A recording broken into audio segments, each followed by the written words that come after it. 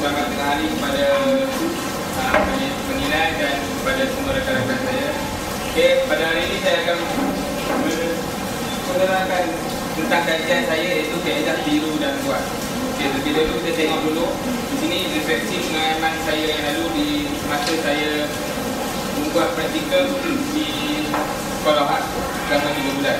Okey, semasa saya mengajar dalam PFP, iaitu subjek komunikasi seni visual, satu masalah timbul, iaitu murid-murid mengambil masa yang lama. Okey, mengambil masa yang lama ni dalam kemahiran menggunting. Contohnya saya membuat ini, membentuk dan membuat binaan. Okey, iaitu binaan topik. Saya memerlukan murid untuk menggunting. Di sini mereka mengambil masa yang lama kerana mereka tidak dapat menggunting dengan baik. Ada yang mengatakan baru mula menggunting dah berasa lemah. Okey, dia kata murid-murid beritahu saya, "Cikgu, kenapa tangan saya lemah kan? Lemah lah cikgu, gunting banyak sangat kan." Sebenarnya benda tu biasa saja.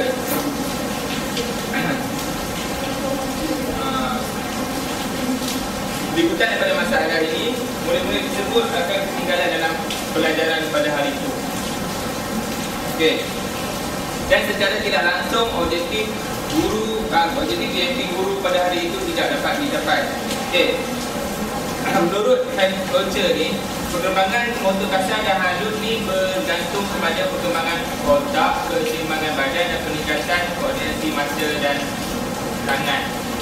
Okey, kadang-kadang merupakan individu yang memiliki perkembangan motor yang cepat dan cepat sama ada motor kasar atau motor halus. Maksudnya sini, perkembangan motor kasar dan halus dia berkembang secara seiring. Okey, tapi bagi murid-murid saya ni, perkembangan motor halus dia tidak dapat berkembang dengan sempurna.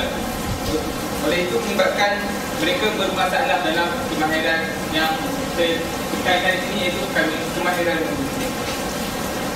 Okey, kita pergi kepada fokus kajian.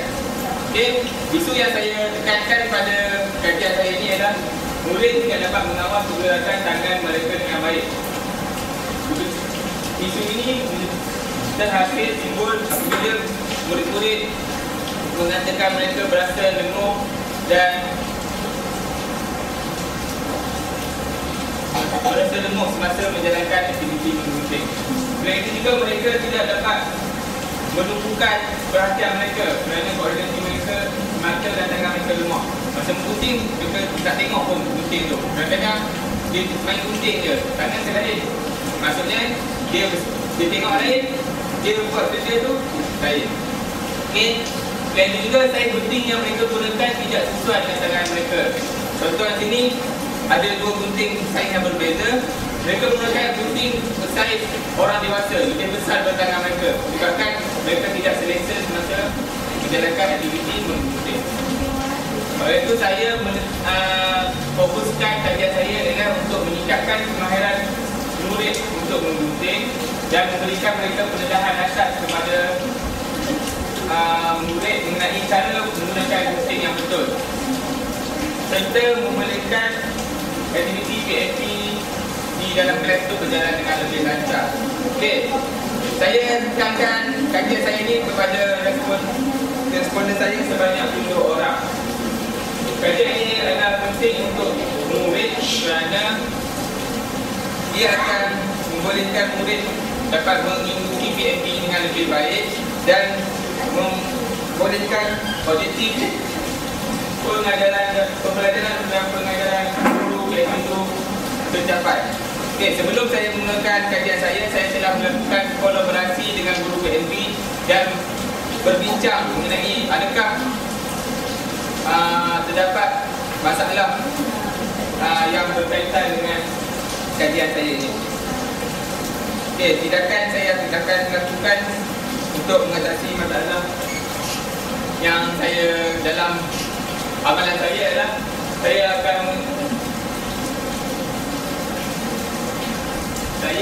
menggunakan model Simpson ni. Simpson mengatakan menurut model Simpson 1972 terdapat 4 tahap cara penguasaan kemahiran. Yang pertama ialah memerhati. Okey. tahap pertama memahami ini, pengalaman ditimba dari membaca buku atau merujuk video. Contohnya dalam pengajaran kita tunjukkan video kepada murid, murid belajar dari situ saja. Yang kedua adalah peniruan. Peniruan bermaksud kemahiran menerima ilmu melalui meniru apa yang dilakukan oleh orang yang lebih orang lain dengan bimbingan. Mereka belajar dengan melihat individu yang lebih berpengalaman. Contohnya cikgu di sini kan, guru PSP lebih berpengalaman dalam kemahiran gunting kan. Murid ini meniru cara guru tersebut. Saya menggunakan cara itu kan. Tajuk kajian saya berdasarkan model ini, iaitu tiru dan buat. Okey, latihan. Setelah membuat latihan, murid akan mengikut urutan dan masih cuba mencari penyelarasan antara bahagian dalam sesuatu pemahiran tersebut. Selepas mereka dapat menguasainya, mereka boleh membuat penyesuaian kemahiran tersebut dengan lebih sempurna. Okey, tindakan yang saya utama ialah latihan menguatkan jari dan koordinasi mata dan tangan, iaitu latihan menggenggam jari.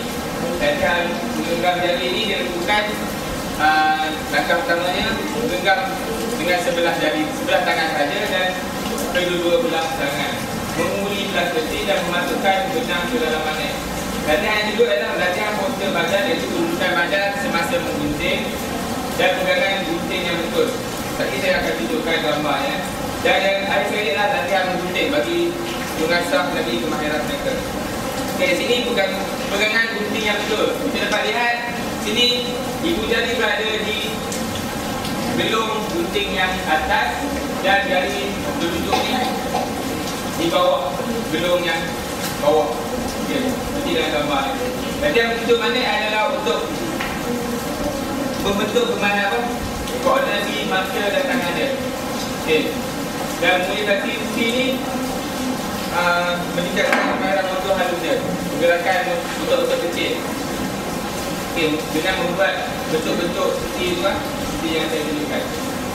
Okey, cara membuat data saya menggunakan 3 kaedah, iaitu pemerhatian, soal bilik, ujian pra dan post.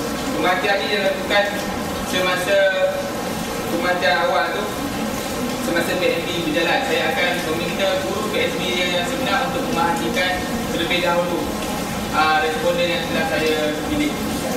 Okey. Lepas itu barulah saya mengadakan ujian pra dan ujian post. Kalau sedikit ni bagi membuktikan lagi keberkesanan kaedah saya ini. Okey, di sini saya ada analisis dan interpretasi data. Okey, dalam pemerhatian saya dapat responden lepas kaedah ni dijalankan, responden memegang gunting dengan betul. Sebelumnya mereka memegang dengan cara yang salah, iaitu memasukkan jari yang salah. Contoh yang sini kan, jari telunjuk ni dimasukkan di sini, sepatutnya jari tengah kita berada di gedung yang bawah, barulah keadaan yang betul-betul. Okay. Lepas tu ujian pra dan post, ini saya dapat peningkatan sebanyak 20% dalam ujian yang telah diberikan. Dengan soal kredit, mereka semua bersetuju bahawa penglibatan guru penting semasa menjalankan aktiviti penting. Sini kita tengok graf ujian pra dan post. Bagi yang warna coklat ni ialah ujian pra. Kita tengok kita saya tunjukkan kepada murid yang ketujuh ni. Sebelum rawatan, ujian pra dia mendapat 28 markah. Okay, selepas rawatan dia ada peningkatan sebanyak 50%, iaitu kepada 51 markah. Okay, lebih 50% dah peningkatan. Okay, dalam soal sidik pula kita tengok ni, adakah pelibatan guru penting semasa menjalankan aktiviti dijalankan? Itu 7 orang, iaitu semua responden saya setuju bahawa penglibatan guru tu penting semasa mereka menjalankan aktiviti.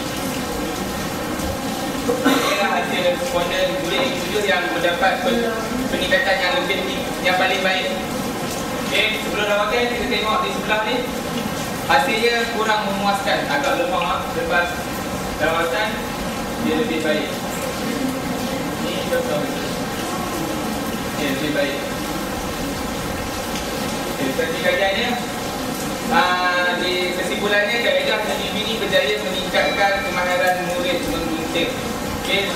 Dan itu saya akan mencadangkan beberapa cadangan untuk kajian yang sebelumnya, ialah menggunakan responden yang lebih besar supaya generalisasi dapat dibuat dengan lebih cepat. Maksudnya responden saya lebih besar, saya tengok boleh saya tahu keberkesanannya bagus atau tidak.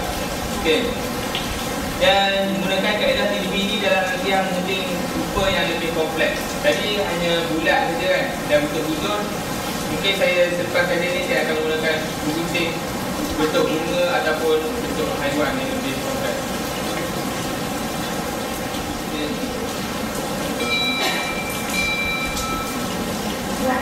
Assalamualaikum.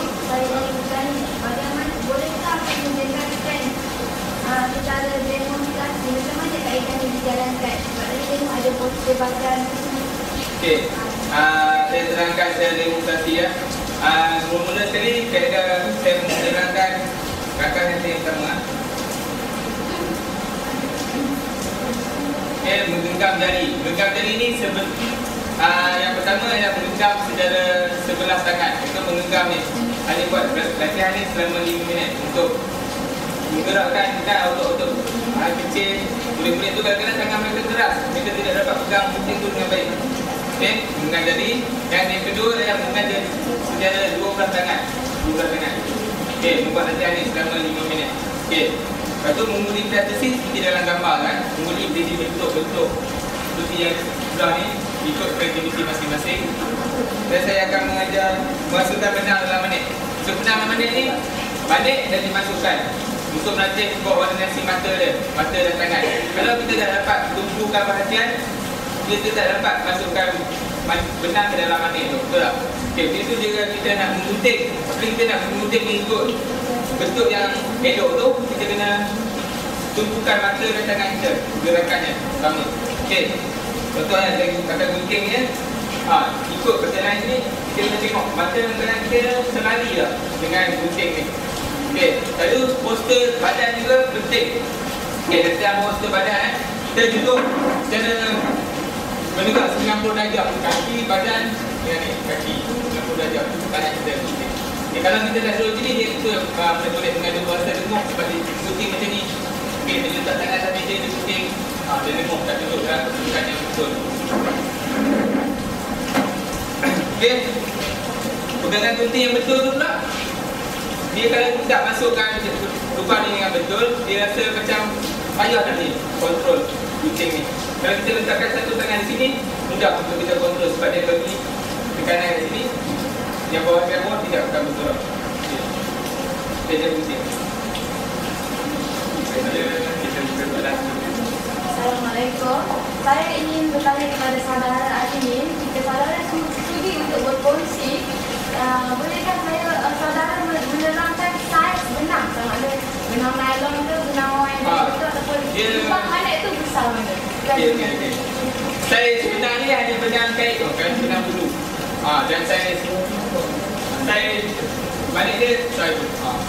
Sebab dia sudah berapa darjah 3, dia tak dapat lagi ukur benang mana yang kecil.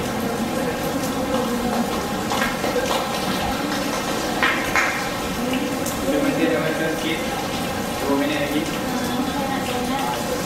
Soalan saya, apakah relevanan penggunaan TDB ini dalam pelaksanaan NCA?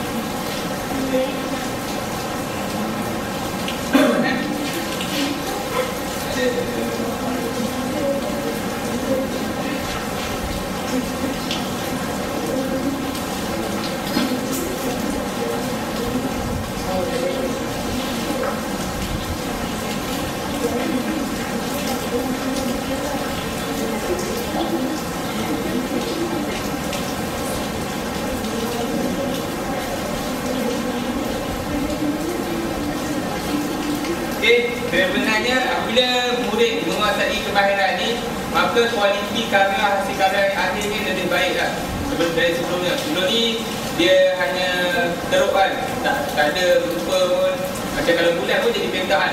Dia hasil akhir dia agak lemah kan. Bila hasil akhir cantik, maka timbul pula perasaan cinta akan hasil karya mereka sendiri. Itulah perbezaan.